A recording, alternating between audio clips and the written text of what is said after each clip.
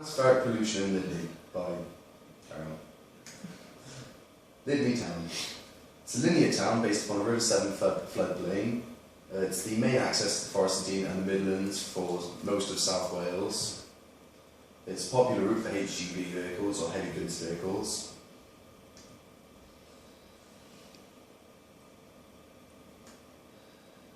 What is the problem?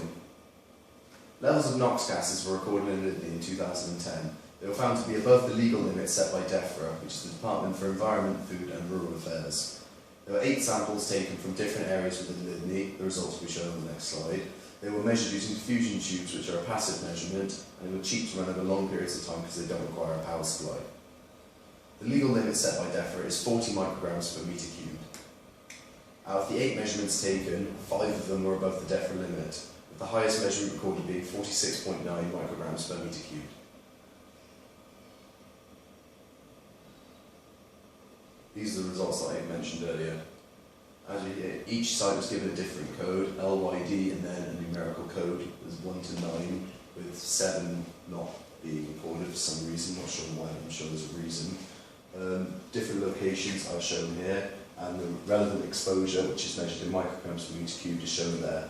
And the graph of the results is shown below, the blue line being the result that was measured by the location, and the green line being the legal limit, so you can see which ones were above and which ones were below the legal limit. What are the sources of these gases? Where do they come from? The main source of NOx gases are vehicle emissions or vehicular emissions from internal combustion engines or cars.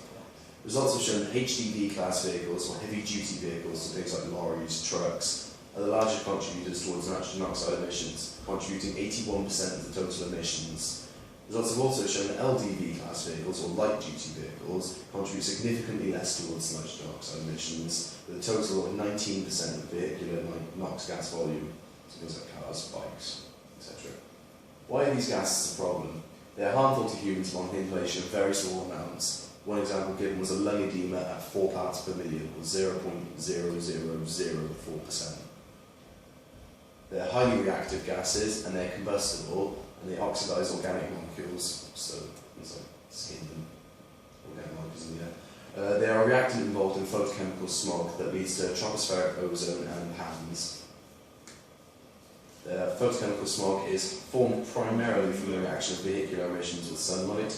This causes airborne particulates and tropospheric ozone that is both highly damaging to living organisms. These gases are soluble in water, forming acid rain. This can be highly damaging towards living organisms and structures. And next to it we have a little picture that shows each of the different gases that comes from vehicular emissions, including NOx gases there, which shows the different respiratory illnesses and cardiovascular illnesses that they cause, and gastroenteritis. Okay. The possible solutions to the problem. The speed limit through Lydney Town Centre has already been reduced to 20 miles an hour. A Lydney bypass has already been built that helps southbound traffic, but north traffic still have to go through the town, creating pollution. £44,000 was given to the Forest and District Council from DEFRA to undertake surveys.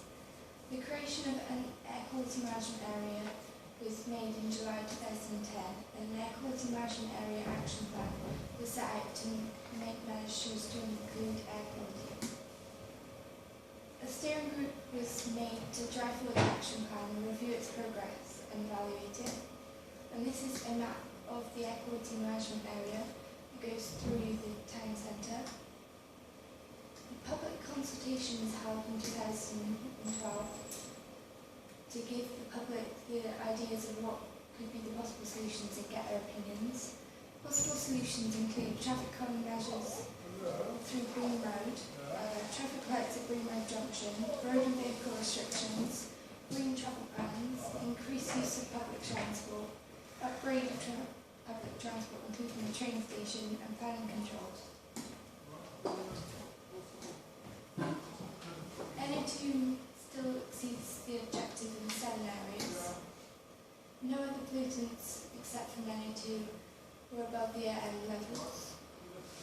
No new or nearly new identified developments had an impact on air quality, but the air quality management area should remain in place. Who's responsible for addressing the problems? As part of the United Nations World Health Organization, WHO, and the Intergovernmental Panel on Climate Change, IPCC, the United Kingdom passed the Environment Act of 1995 that brought the UK in line with the rest of WHO and IPCC countries. Levels of responsibility. This shows the different levels on which the UK and Lebanese Town Council and the problem that's caused should be who has more responsibility. The World Health Organization is not underneath, it's part of the UN, but you can see how Lebanese problem is not just local or national, it's global. The Environment Act of 1995. Under Section 82 of the Environment Act, local authorities must designate areas of air quality management and undertake further detailed assessments within the air quality management areas and produce an action plan detailing the measures it intends to take in pursuit of the air quality objectives.